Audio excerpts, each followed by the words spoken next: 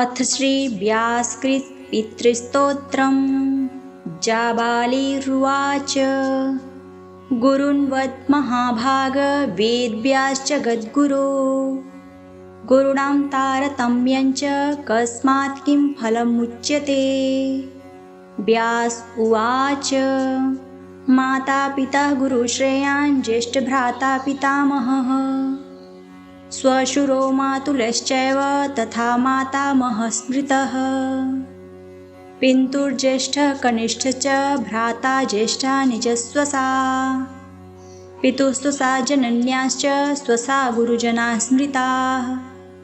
पत्न्यः पितामहादीनां तथैव गुरवः स्मृताः। एतेषु हि पिता श्रेयान् गुरुरेव महागुरुः। पिता धर्मः पिता स्वर्गः पिता हि परमं तपः। पितरि प्रीतिमापन्ने प्रीयन्ते सर्वदेवताः।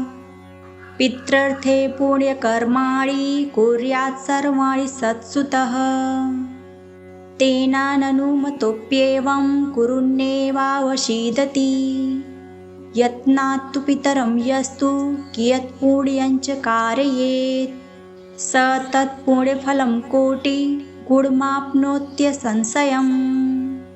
शृण्वच्छेऽपि तु स्तोत्रं विष्णवे ब्रह्मणोदितं नाभिपद्मोद्भवो येन तुष्टाव पितरं स तं। गुरून्वद महाभाग वेद्व्याश्च गद्गुरो गुरूणां तारतम्यञ्च कस्मात् किं फलमुच्यते। व्यास उवाच। माता पिता गुरुश्रेयान् ज्येष्ठभ्राता पितामहः स्वशुरो मातुलश्चैव तथा मातामहः स्मृतः। पितुर्ज्येष्ठः कनिष्ठश्च भ्राता ज्येष्ठा निजस्वसा पितुस्त्वसा जनन्याश्च स्वसा गुरुजनाः स्मृताः। पत्न्यः पितामहादीनां तथैव गुरवः स्मृताः। एतेषु हि पिता श्रेयान् गुरुरेव महागुरुः। पिता धर्मः पिता स्वर्गः पिता हि परमं तपः। पितरि प्रीतिमापन्ने प्रीयन्ते सर्वदेवताः। पितृर्थे पुण्यकर्माणि कुर्यात् सर्वाणि सत्सुतः। तेनाननुमतोऽप्येवं कुरुन्नेवावशीदति। यत्नात्तु पितरं यस्तु कियत् पुण्यञ्च कारयेत् स तत्पुण्यफलं कोटिगुणमाप्नोत्यसंशयम्। शृण्वच्छेऽपि तु स्तोत्रं विष्णवे ब्रह्मणोदितं नाभिपद्मोद्भवो येन तुष्टाव पितरं स तं। गुरून्वद महाभाग वेद्व्याश्च गद्गुरो गुरूणां तारतम्यञ्च कस्मात् किं फलमुच्यते। व्यास उवाच। माता पिता गुरुश्रेयान् ज्येष्ठभ्राता पितामहः स्वशुरो मातुलश्चैव तथा मातामहः स्मृतः। पितुर्ज्येष्ठः कनिष्ठश्च भ्राता ज्येष्ठा निजस्वसा पितुस्त्वसा जनन्याश्च स्वसा गुरुजनाः स्मृताः। पत्न्यः पितामहादीनां तथैव गुरवः स्मृताः। एतेषु हि पिता श्रेयान् गुरुरेव महागुरुः। पिता धर्मः पिता स्वर्गः पिता हि परमं तपः। पितरि प्रीतिमापन्ने प्रीयन्ते सर्वदेवताः। पितृर्थे पुण्यकर्माणि कुर्यात् सर्वाणि सत्सुतः। तेनाननुमतोऽप्येवं कुरुन्नेवावशीदति। यत्नात्तु पितरं यस्तु कियत् पुण्यञ्च कारयेत् स तत्पुण्यफलं कोटिगुणमाप्नोत्यसंशयम्। शृण्वच्छेऽपि तु स्तोत्रं विष्णवे ब्रह्मणोदितं नाभिपद्मोद्भवो येन तुष्टाव पितरं स तं। गुरून्वद महाभाग वेद्व्याश्च गद्गुरो गुरूणां तारतम्यञ्च कस्मात् किं फलमुच्यते। व्यास उवाच।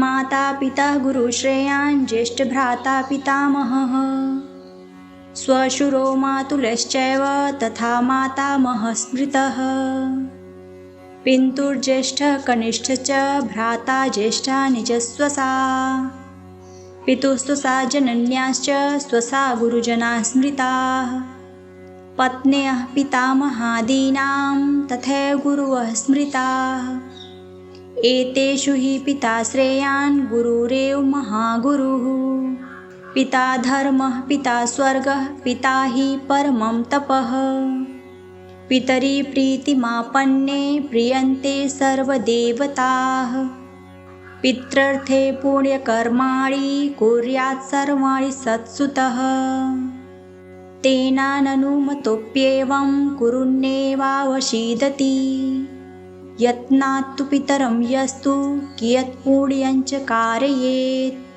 स तत्पुण्यफलं कोटिगुणमाप्नोत्यसंशयम् शृण्वच्छेऽपि तु स्तोत्रं विष्णवे ब्रह्मणोदितं नाभिपद्मोद्भवो येन तुष्टाव पितरं स तं गुरुन् वद महाभाग वेद्व्याश्च जगद्गुरो गुरूणां तारतम्यञ्च कस्मात् किं फलमुच्यते व्यास उवाच माता पिता गुरुश्रेयान् ज्येष्ठभ्राता पितामहः स्वशुरो मातुलश्चैव तथा मातामहः स्मृतः पितुर्ज्येष्ठः कनिष्ठः च भ्राता ज्येष्ठा निजस्वसा पितुस्त्वसा जनन्याश्च स्वसा गुरुजनाः स्मृताः पत्न्यः पितामहादीनां तथैव गुरवः स्मृताः एतेषु हि पिता श्रेयान् गुरुरेव महागुरुः पिता धर्मः पिता स्वर्गः पिता हि परमं तपः पितरि प्रीतिमापन्ने प्रीयन्ते सर्वदेवताः पितृर्थे पुण्यकर्माणि कुर्यात् सर्वाणि सत्सुतः तेनाननुमतोऽप्येवं कुरुन्नेवावशीदति यत्नात्तु पितरं यस्तु कियत्पुण्यञ्च कारयेत् स तत्पुण्यफलं कोटिगुणमाप्नोत्यसंशयम् शृण्वच्छेऽपि तु स्तोत्रं विष्णवे ब्रह्मणोदितं नाभिपद्मोद्भवो येन तुष्टाव पितरं स तं गुरुन् वद महाभाग वेद्व्याश्च जगद्गुरो गुरूणां तारतम्यञ्च कस्मात् किं फलमुच्यते व्यास उवाच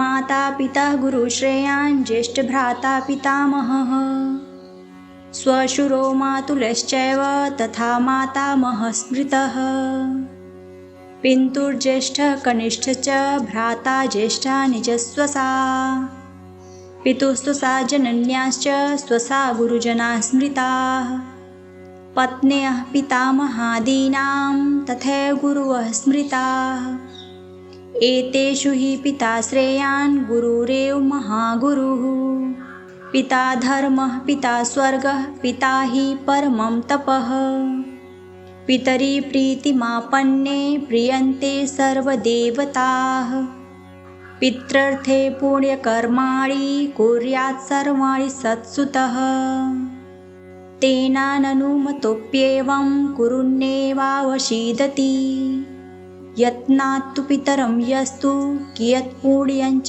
कारयेत् स तत्पुण्यफलं कोटिगुणमाप्नोत्यसंशयम् शृण्वच्छेऽपि तु स्तोत्रं विष्णवे ब्रह्मणोदितं नाभिपद्मोद्भवो येन तुष्टाव पितरं स तं गुरुन् वद महाभाग वेद्व्याश्च जगद्गुरो गुरूणां तारतम्यञ्च कस्मात् किं फलमुच्यते व्यास उवाच माता पिता गुरुश्रेयान् ज्येष्ठभ्राता पितामहः स्वशुरो मातुलश्चैव तथा मातामहः स्मृतः पितुर्ज्येष्ठः कनिष्ठः च भ्राता ज्येष्ठा निजस्वसा पितुस्तु सा जनन्याश्च स्वसा गुरुजनाः स्मृताः।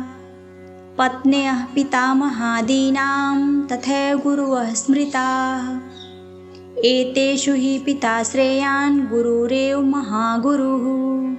पिता धर्मः पिता स्वर्गः पिता हि परमं तपः। पितरि प्रीतिमापन्ने प्रीयन्ते सर्वदेवताः। पितृर्थे पुण्यकर्माणि कुर्यात् सर्वाणि सत्सुतः। तेनाननुमतोऽप्येवं कुरुन्नेवावशीदति। यत्नात्तु पितरं यस्तु कियत्पुण्यञ्च कारयेत् स तत्पुण्यफलं कोटिगुणमाप्नोत्यसंशयम्। शृण्वच्छेऽपि तु स्तोत्रं विष्णवे ब्रह्मणोदितं नाभिपद्मोद्भवो येन तुष्टावपितरं स तम्। गुरून्वत् महाभाग वेद्व्याश्च गुरूणां तारतम्यञ्च कस्मात् किं फलमुच्यते। व्यास उवाच माता पिता गुरुश्रेयान् ज्येष्ठभ्राता पितामहः श्वशुरो मातुलश्चैव तथा मातामहः स्मृतः। पितुर्ज्येष्ठः कनिष्ठश्च भ्राता ज्येष्ठा निजस्वसा। पितुस्तु सा जनन्याश्च स्वसा गुरुजनाः स्मृताः। पत्न्यः पितामहादीनां तथैव गुरवः स्मृताः। एतेषु हि पिता श्रेयान् गुरुरेव महागुरुः। पिता धर्मः पिता स्वर्गः पिता हि परमं तपः। पितरि प्रीतिमापन्ने प्रीयन्ते सर्वदेवताः। पितृर्थे पुण्यकर्माणि कुर्यात् सर्वाणि सत्सुतः। तेनाननुमतोऽप्येवं कुरुन्नेवावशीदति।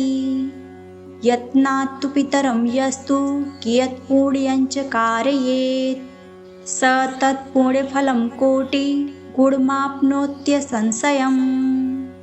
शृण्वच्छेऽपि तु स्तोत्रं विष्णवे ब्रह्मणोदितं नाभिपद्मोद्भवो येन तुष्टावपितरं स तम्। गुरून्वत् महाभाग वेद्व्याश्च गुरूणां तारतम्यञ्च कस्मात् किं फलमुच्यते। व्यास उवाच माता पिता गुरुश्रेयान् ज्येष्ठभ्राता पितामहः श्वशुरो मातुलश्चैव तथा मातामहः स्मृतः।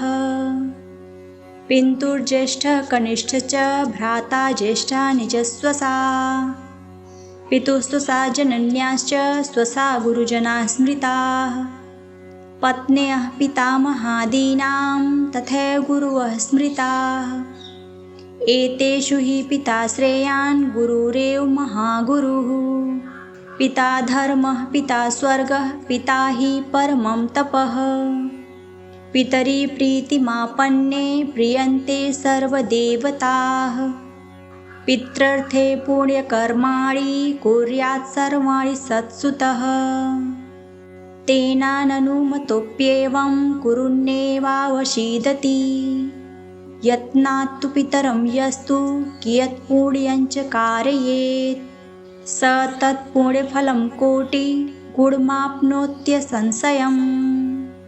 शृण्वच्छेऽपि तु स्तोत्रं विष्णवे ब्रह्मणोदितं नाभिपद्मोद्भवो येन तुष्टावपितरं स तम्। गुरून्वत् महाभाग वेद्व्याश्च गुरूणां तारतम्यञ्च कस्मात् किं फलमुच्यते। व्यास उवाच माता पिता गुरुश्रेयान् ज्येष्ठभ्राता पितामहः श्वशुरो मातुलश्चैव तथा मातामहः स्मृतः। पितुर्ज्येष्ठः कनिष्ठश्च भ्राता ज्येष्ठा निजस्वसा। पितुस्तु सा जनन्याश्च स्वसा गुरुजनाः स्मृताः। पत्न्यः पितामहादीनां तथैव गुरवः स्मृताः। एतेषु हि पिता श्रेयान् गुरुरेव महागुरुः। पिता धर्मः पिता स्वर्गः पिता हि परमं तपः।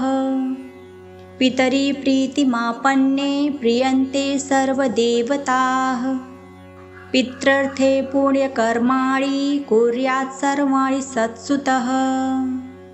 तेनाननुमतोऽप्येवं कुरुन्नेवावसीदति। यत्नात् तु पितरं यस्तु कियत्पुण्यञ्च कारयेत् स तत्पुण्यफलं कोटिगुणमाप्नोत्यसंशयम्। शृण्वच्छेऽपि तु स्तोत्रं विष्णवे ब्रह्मणोदितं नाभिपद्मोद्भवो येन तुष्टावपितरं स तं। गुरुन् वद महाभाग वेद्व्याश्च गुरूणां तारतम्यञ्च कस्मात् किं फलमुच्यते। व्यास उवाच माता पिता गुरुश्रेयान् ज्येष्ठभ्राता पितामहः श्वशुरो मातुलश्चैव तथा मातामहः स्मृतः। पितुर्ज्येष्ठः कनिष्ठश्च भ्राता ज्येष्ठा निजस्वसा पितुस्त्वसा जनन्याश्च स्वसा गुरुजनाः स्मृताः। पत्न्यः पितामहादीनां तथैव गुरवः स्मृताः। एतेषु हि पिता श्रेयान् गुरुरेव महागुरुः। पिता धर्मः पिता स्वर्गः पिता हि परमं तपः। पितरि प्रीतिमापन्ने प्रीयन्ते सर्वदेवताः। पितृर्थे पुण्यकर्माणि कुर्यात् सर्वाणि सत्सुतः। तेनाननुमतोऽप्येवं कुरुन्नेवावसीदति। यत्नात् तु पितरं यस्तु कियत्पुण्यञ्च कारयेत् स तत्पुण्यफलं कोटिगुणमाप्नोत्यसंशयम्।